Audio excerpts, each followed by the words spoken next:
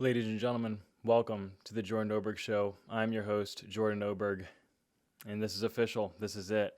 If you've been following us on Instagram at the Jordan Oberg Show and on Facebook as well, obviously you are currently seeing this on YouTube. This is something that I started.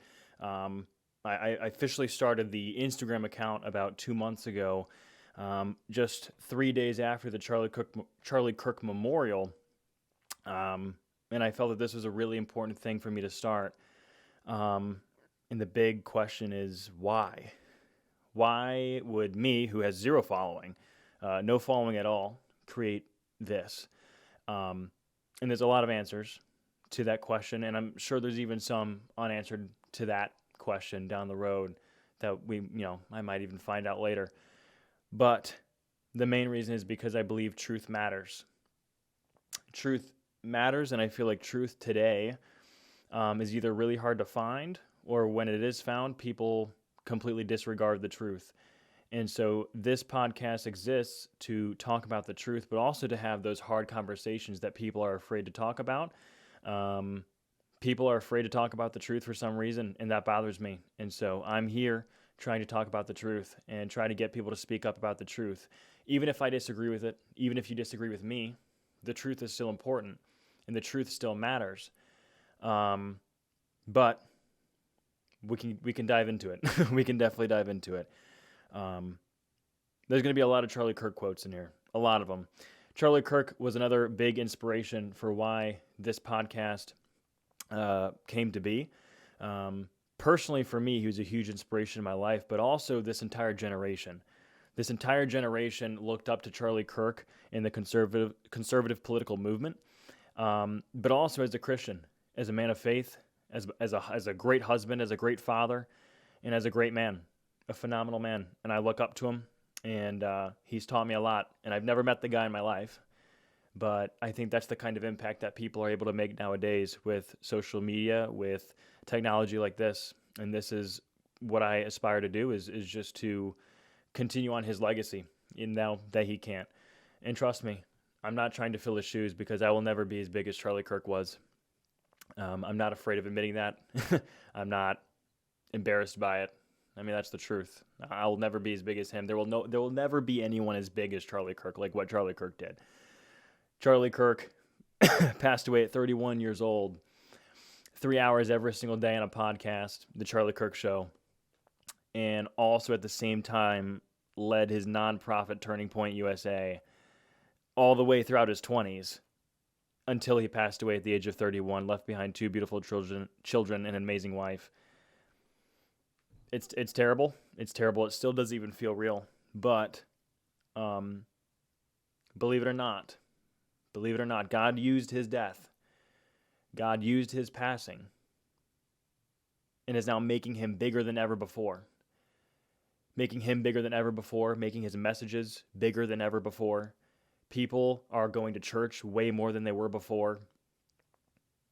It's a blessing. And his kingdom, God's kingdom, is moving because of what happened. And you can kill the person, but you cannot kill the message. And I'm a very true believer in that. In Mark 16:15, he said to them, "Go into all of the world and preach the gospel to all creation." And that's another reason why this podcast exists.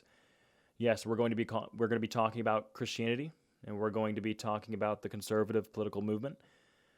But the main priority has always been Jesus Christ, the gospel, the Bible, everything about Christianity and our faith. It's going to be very important in this podcast. It's going to be one of the very main talking points of everything that will be involved in every single episode that's ever released. There will always be Christ in the center. That's what I believe in. There will always be Christ in the center. So we're going to talk about God. We're going to talk about culture. We're going to talk about politics, purpose, because they're all connected. They are all very, very, very connected. And I'll be honest, one of the main things that have always hit my heart is reaching this lost generation that we're in. This generation is very much lost.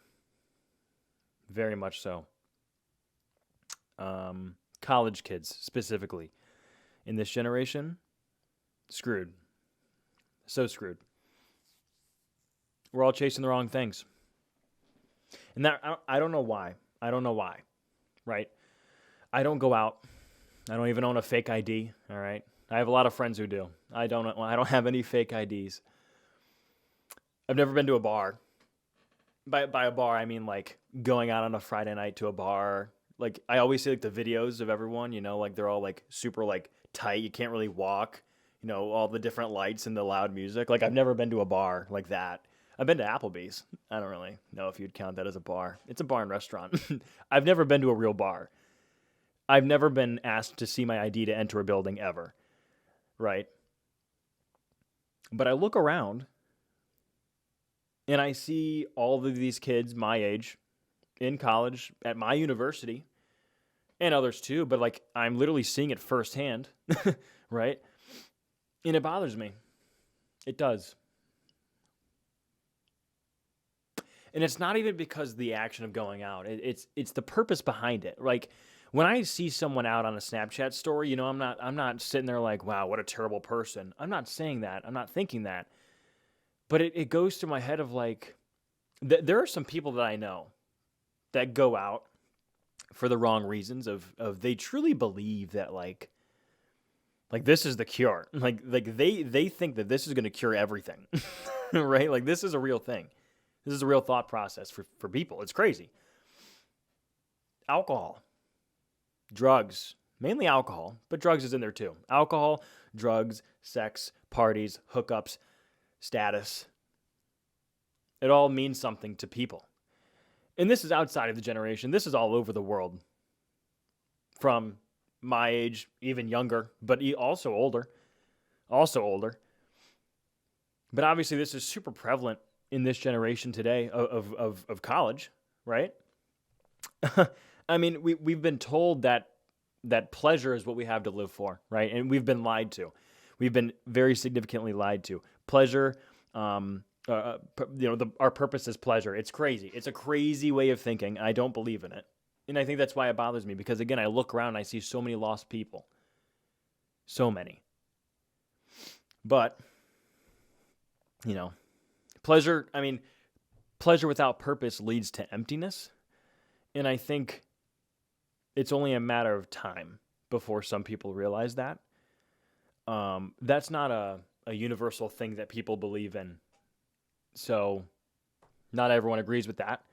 And that's fine. And that's where we can have that kind of conversation.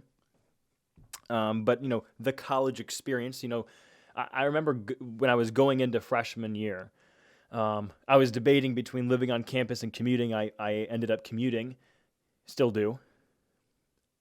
And I remember people telling me, adults, and they're like, Jordan, you should live on campus. You should live on campus. And I'm like, why?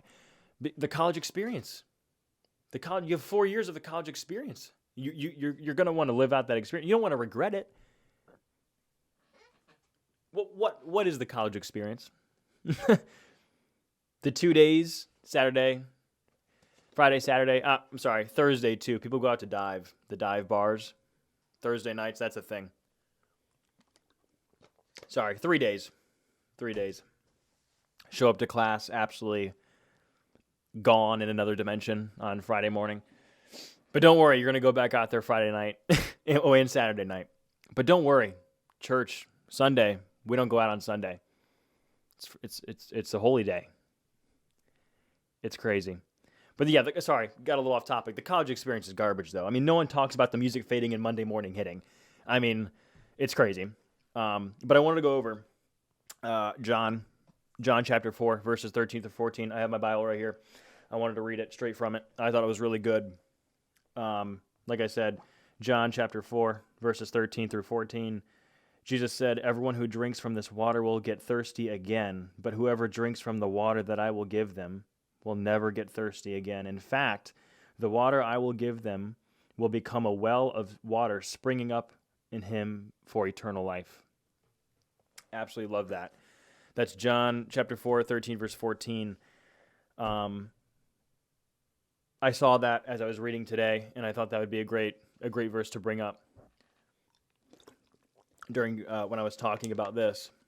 And I was writing out the kind of points that I wanted to talk about. but I thought it was good, and I wanted to read that out. And I was thinking, I'm like, is that one night at the bar, like, really what you rely on to take away your anxiety, your pain, your stress? I don't know. I mean, there's a lot of things that you could be worrying about. Don't get me wrong. I get it. Like I said, I'm in college. I get it, right? Tests suck. Studying sucks. It's not fun. No one wants to go to class and, for an hour and, learn. Like, I get it. I get it, right? School can suck. I get it.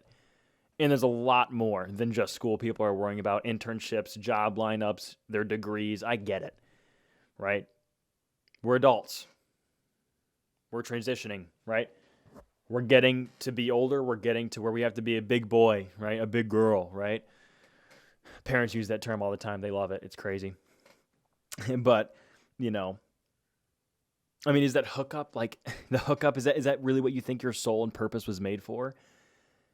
Like, I don't know. Maybe I feel like these questions maybe only hit my mind and not other people's. But, like, that's a genuine question, But, culture says, chase pleasure. That's freedom, right? Chase it. If it feels good, you're doing it right. Do what makes you happy. Do what makes you happy, right? That's what you're here for. Gosh. Do what makes you happy. Don't do what makes you happy. Do what you're called to do, all right? You're not called to your weekends, guys, come on. I mean, it's crazy. Real freedom isn't doing whatever you want, all right? I'm just going to say it now. Real freedom is not doing whatever you want. It's being free from what controls you, right? And, people think they're experimenting, right? They're just testing the water, One of my best friends, love the kid to death. Absolutely love him to death. Oh, he's going to kill me when he watches this. I love him to death, though. And he's going to know exactly who he is when I say this out loud. But he literally told me before this school year started, he wanted to test the waters. He wanted to test the boundaries, see how much he can drink before he blacks out. You know who you are. I know you're going to be watching this. I love you to death, man. But come on. There's just so much more to life than that, And I feel like that's just such a big priority. I had a conversation with someone just this last weekend. Actually during the week, right after school. I met up with this person and absolutely phenomenal human being. Love this person to death. I don't want to give out their name or anything just in case, but had a conversation with them. And, we went out, got smoothies. Pulp is so good, by the way. Absolutely love Pulp, man. Their Pulp Passion smoothie is, amazing. But we went out and we got some smoothies at Pulp because, coolest thing ever, right?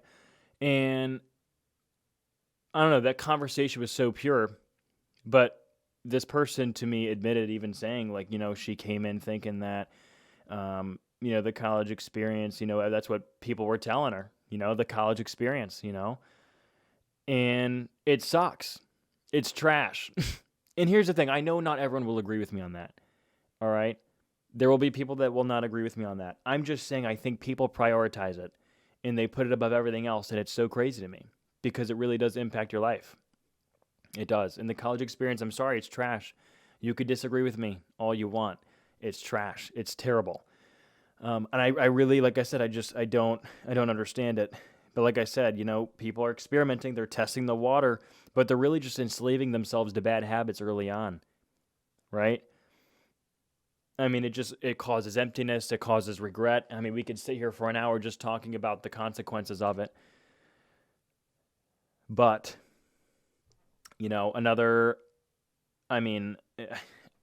it's just so, I don't know. It's just so crazy, right? I mean, the enemy doesn't need to destroy your life all at once. He just needs to distract you enough to, that you waste it, right? I mean, we're spending weekends. We could be doing something really productive during that time. But no, don't worry. We're going to get hammered and we're going to, yeah, you guys already know what I'm talking about. I really don't even have to explain it. I don't know. Galatians chapter 5, verse 13. You, my brothers and sisters, were called to be free, but do not use your freedom to indulge the flesh. I'm going to read that again. You were called to be free, but do not use your freedom to indulge the flesh. You were called to be free, but don't use the freedom for stupid things, all right? And the college experience is one of them. There's so much more fulfilling things in life than that, all right? I mean, there's just so much more that you could be doing. But, I mean, here's the alternative, right? I've talked about it this entire time. I've talked about what the problem is. I've talked about what is absolutely ruling this generation of college kids. I've talked all about it, but now I want to offer the actual alternative. What's the other side? Well, what else can you do? What else is there, right? First issue, or the first thing to do is recognizing the lie, all right? We admit it. We recognize it, all right? We've been lied to, all right? If the party scene, the fake freedom, the hookups, if that doesn't fill the hole inside, what does, right? That's the answer, or that's the question that we're asking. That's the answer we're looking for. But when you start living for purpose instead of pleasure, everything shifts, right? Everything just shifts. You start waking up with meaning instead of hangovers. It's the coolest thing ever. First thing I do when I wake up, I pray. That's the first thing I do. Sometimes I slack. Sometimes the first thing I do is open Instagram. I'm not going to lie to you. Maybe even TikTok. I don't know. I haven't been on TikTok much recently. I hate that app so much. It's so addicting too. Like just the doom scrolling. It's terrible. But first thing I try to do anyway every morning is pray. The first thing I got to do. First thing. Every time.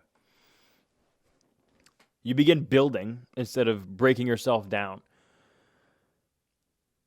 But then you start to think a certain way. Right? Because you got to pay attention to what you listen to what you hear, to what you're watching. That all matters, right? But you start thinking a certain way. Who can I serve today? Who can I serve today? Who can I help today? Instead of what can I get tonight? This girl can't wait for tonight. All of my friends who are watching this, you know exactly what I'm talking about. You know exactly what I'm talking about. And I'm not calling you out. I'm not calling you out. I'm calling out the sin. All right? And I'm not perfect. Don't get me wrong. I'm not saying, oh, you guys are terrible. I'm great. Look at me. Not saying that. But you're destroying yourselves. And you're setting yourself up for failure. Right? Because down the road, you're going to leave this college experience, you're going to leave it. This environment's going to be gone. And then you're going to be all alone in the real world. And no one cares about what you did in those 4 years of college. And everyone forgets it. And it's all gone. So don't waste the precious time that you have right now. It's not worth it. It is not worth it. First thing that you can do. Find a church or a community. All right. This is a big one. Finding a church that you can fit into. Right? Get active with the community. If you know someone who goes to church, ask them. Right? Ask them, hey, what's it like? Ask to go. Listen, let me tell you right now. If you ask someone to go to church and they say no, you need to not be friends with that person, all right? You can love them from a distance, all right? Pray for them, but that's crazy. If someone does not invite you to church and they say no, that is a huge issue. And that needs to be addressed, right? If you're watching this and you are already, you're a Christian, you are a person of Christ, you are a child of God already, you need to invite your friends that you know that need it. If you say no to that, that's crazy. So invite them. But find a church, find a community, right? Now, not all universities are Christian or Catholic or any sort of religious institution, right? Not all of them are, right? But there are still clubs, I'm sure. There are still communities on campus who are followers of Christ, right? Get involved in those communities. Get involved with those kinds of people. Those are the kinds of people you need to surround yourself with. That is what's important. Find a church, find a community, find a group of people, find a group of friends that you can rely on like that and have that sort of background, right? Guard your mind, please. Watch what you're listening to, what you're watching. You know what I'm talking about. You know what I'm talking about. Whether you've watched it or not, you know what I'm talking about. Completely manipulate. Oh, yeah, that's another topic. Guard your hearts, guard your mind, guard your ears, guard your eyes, guard it. You need it. Protect yourself from the worldly values in the world that we face today. And discipline yourself, because do not think that because you prayed a single prayer that it's all going to be given to you, because it's not. All right? Discipline yourself. You have to wake up and force yourself. You have to wake up and force yourself to pray. You have to wake up and force yourself to read your Bible. All right? It's very easy to not read this thing. I know. Trust me. I know. Just last week, I read this thing nearly every day. I took 3 days off, not even thinking about it. It's so easy to get away from. All right? You have to discipline yourself. It has to become a part of your daily routine. You have to fit it in, and you cannot use the excuse, oh, well, I'm too busy, or I play this sport, and it covers this time, and then after that I have this club, and you have to stop with the excuses. You have to. If you feel too much of the world in your life, you'll never have time for this. You will never have time for it. And that's an issue. That's an issue. You have to set apart the worldly things to get into here. You have to. Talk to God every single day. Every single day. And not just when you're in trouble, not just when things are going wrong, but every single time. Whether it's the worst day of your life, the best day of your life, or if it's just a normal day. Every single time.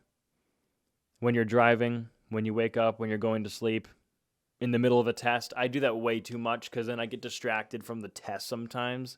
It's terrible. But it's not terrible. It's good, you know. I'd rather be distracted from a test talking to God than looking at my phone, you know, unless it's like ChatGPT's telling me the answers. You get what I'm saying, though, right? Like, you have to make it a discipline, and you have to talk to him, right? You can't live on purpose until you wake up from the distraction. It's time to stop surviving the weekends and start building a life that matters. I'm Jordan Oberg, and I'm the host of The Jordan Oberg Show. Thank you guys for joining me so much. God bless you guys.